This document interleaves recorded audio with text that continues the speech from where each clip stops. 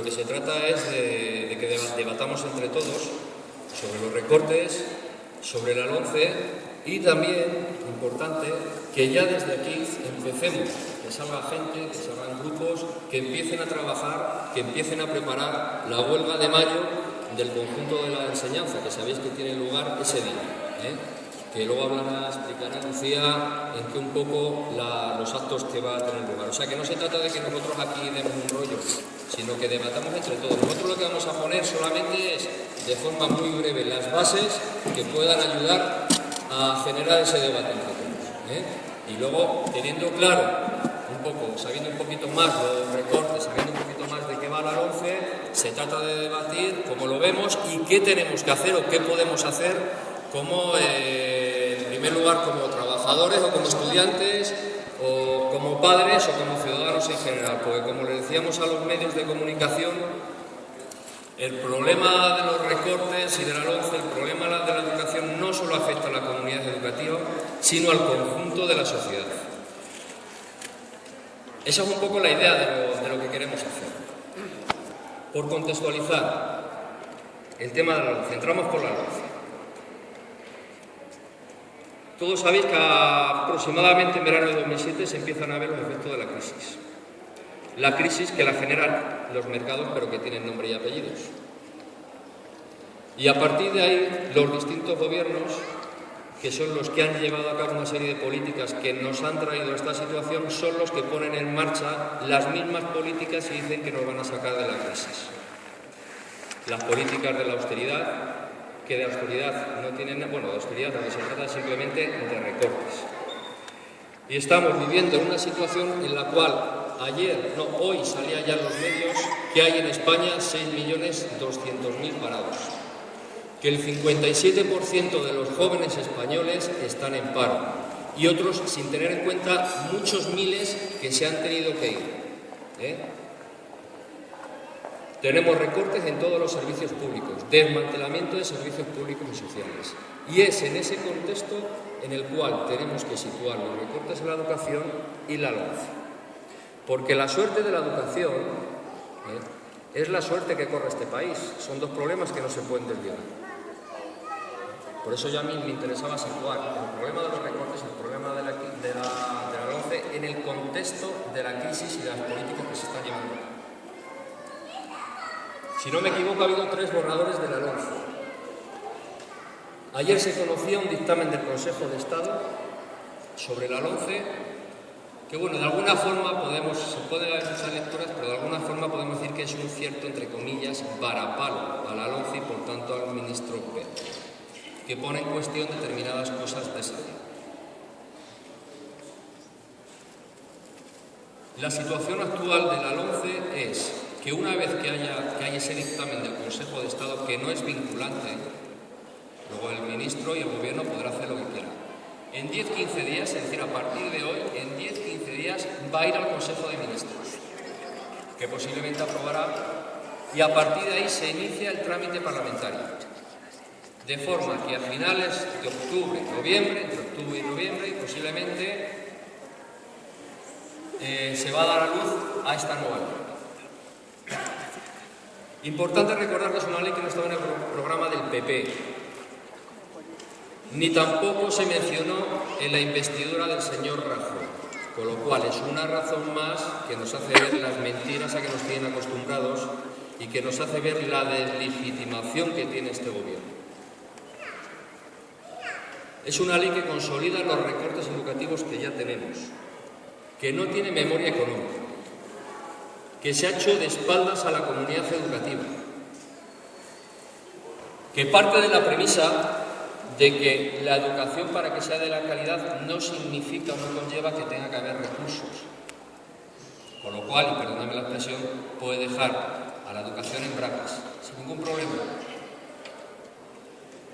Y que además está siendo anticipada por determinados decretos autonómicos y, en el caso de Castilla y León, como decía los medios de comunicación mi compañera Belén, por el decreto de admisión del alumnado. Vamos al grano de la ley, muy por encima porque no tenemos tiempo. La concepción de la educación de la ley es que que la educación ya no es un derecho, es un servicio. Y como todo servicio, le pueden ofertar no solamente la administración pública, sino también las empresas privadas. Con lo cual, la puerta que estaba entreabierta para la privatización de la enseñanza la abre de par en par. Primera cosa. Segundo, en el preámbulo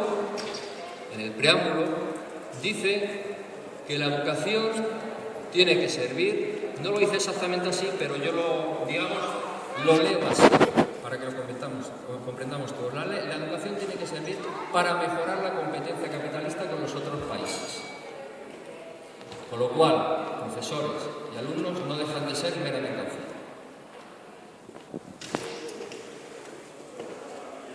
Los centros van a empezar a funcionar como empresas.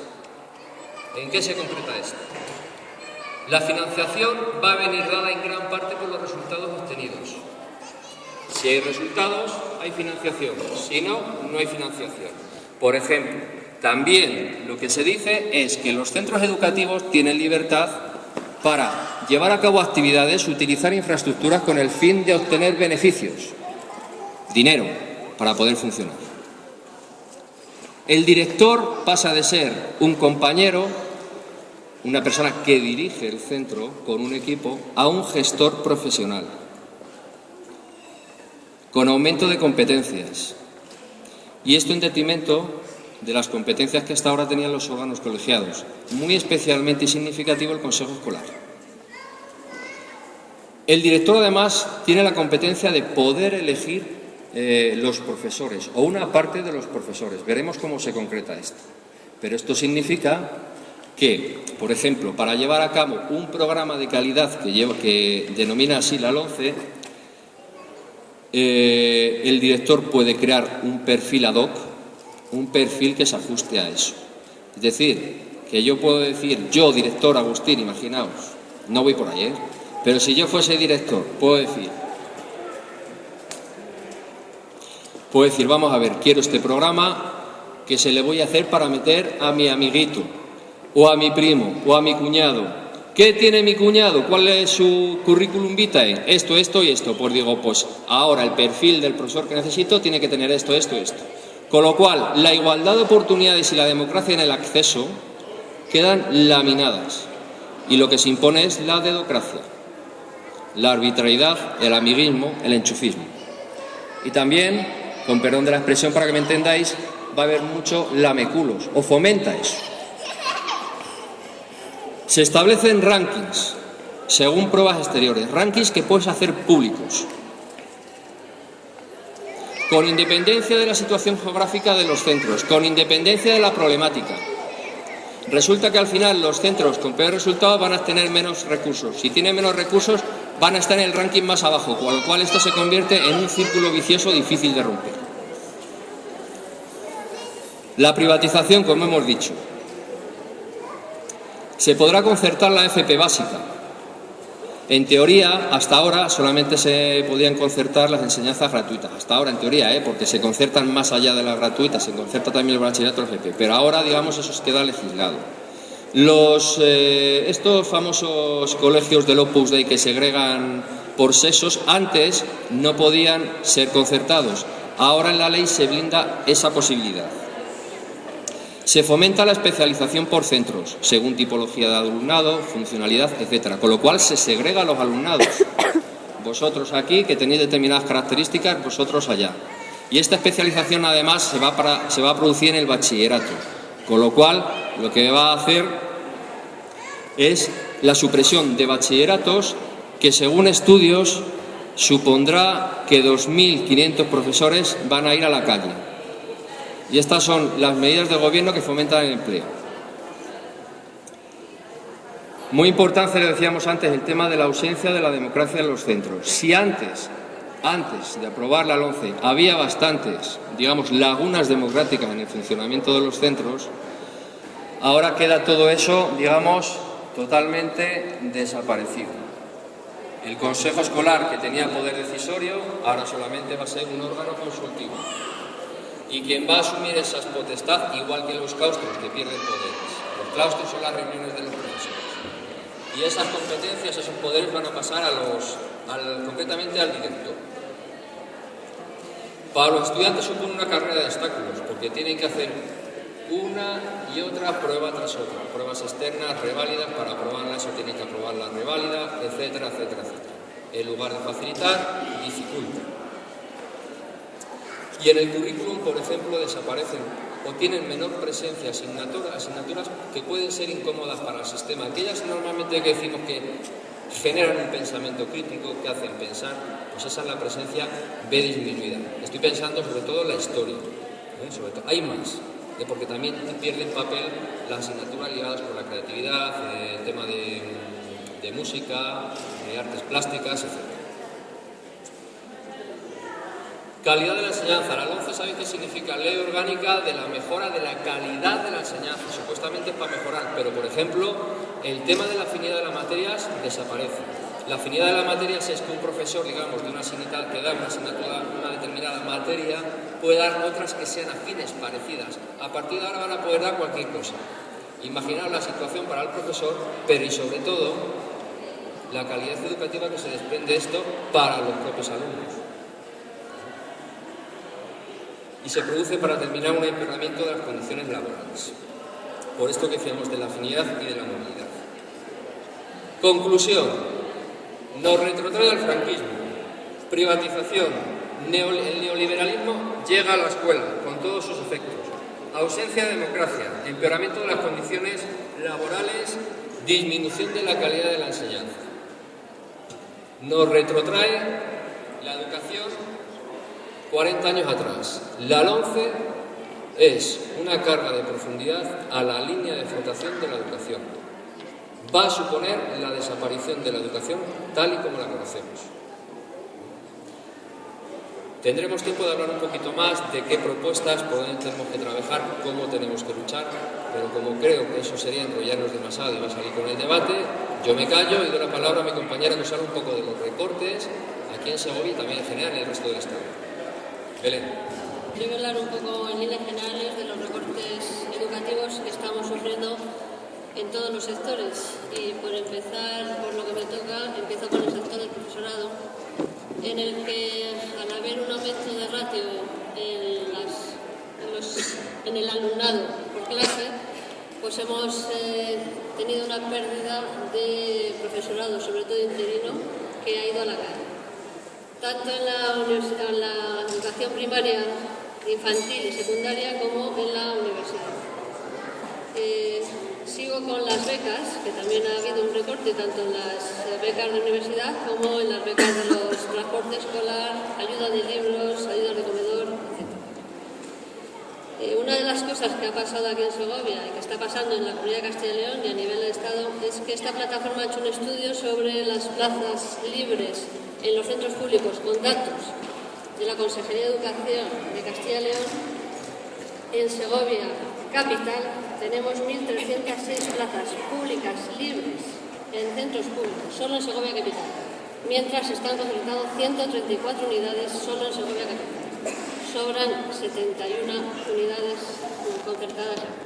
Están pagando la doble red, es decir, pagan a la pública mientras hay plazas libres y pagan a la concertada, que sigue con sus conciertos educativos y su ideario, en este caso, religioso.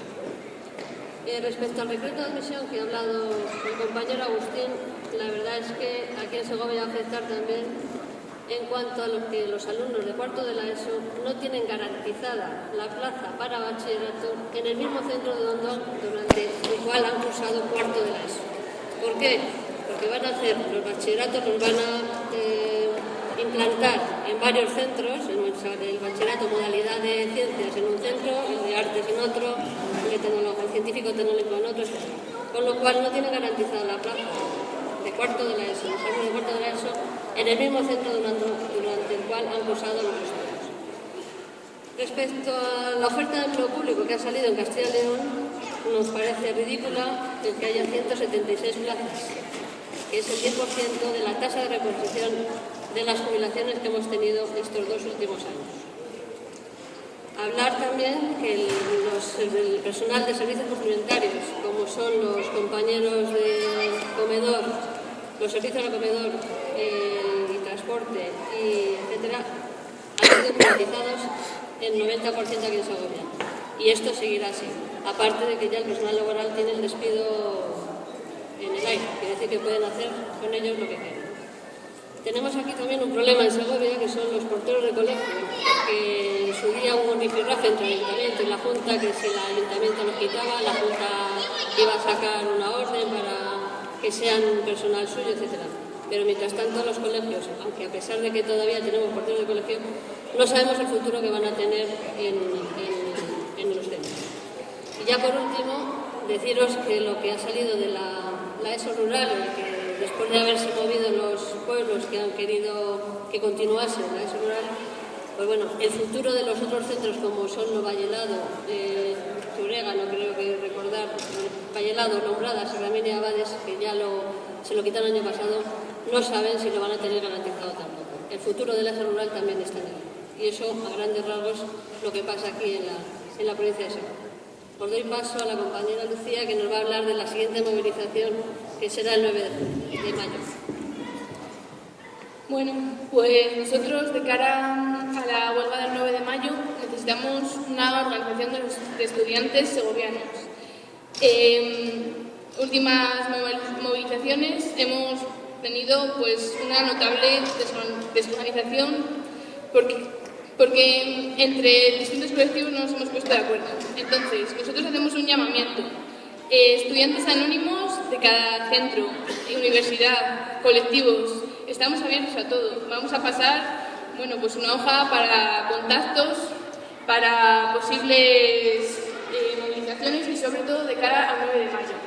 Vamos a intentar hoy dejar puestos algunos cimientos, vamos a intentar hacer algún grupo, vamos, bueno, pues a ir haciendo posibles contactos de cara, bueno, pues de que sepáis que estamos aquí, de que no tenéis por qué quedaros en casa porque no sepáis con quién salir esos días.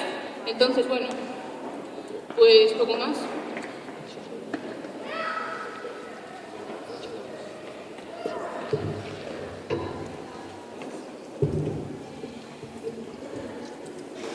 Bueno, como la idea es un poco aclarar un poco la situación, poner sobre la mesa un poco los aspectos más importantes de la situación actual y que entre todos los que estemos por aquí, todas, comentar algo, consultar si hay alguna duda, en la medida de nuestra posibilidad de resolverla.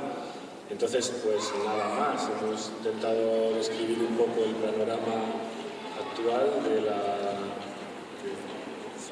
Hoy en España en todo el estado había encierros en todos los centros. Nosotros hemos creído conveniente juntar a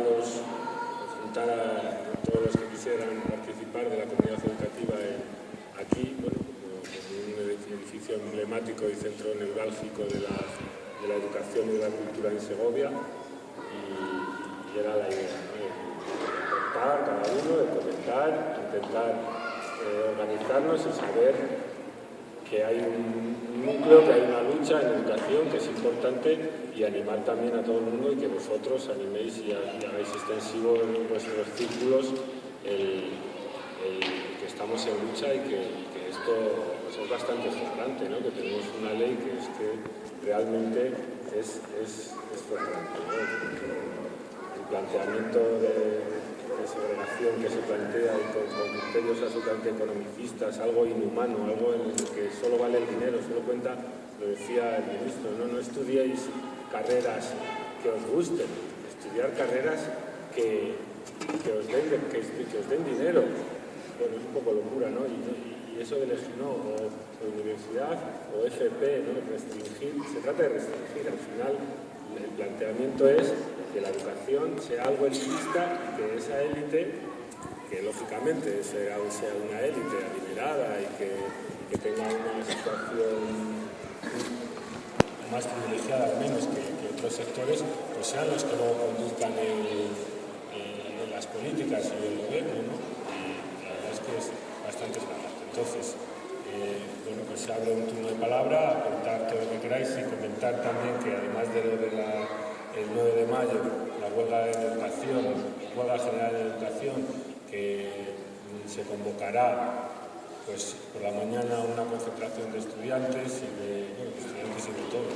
Y luego por la tarde una manifestación ya más ciudadana. Por la mañana pues los estudiantes serán los que estén en huelga y los profesores o todo el que esté en huelga que participe en la concentración y una manifestación por la tarde. Y luego el 8 de junio, este año un poco más atrasado que otros años, haremos la fiesta de la escuela pública, donde pues queremos también exponer las virtudes de la escuela pública y fomentar que la gente matricule a sus hijos en una escuela pues que de alguna forma avale ciertos valores y ciertas cosas que en otro tipo de enseñanzas no están asegurados.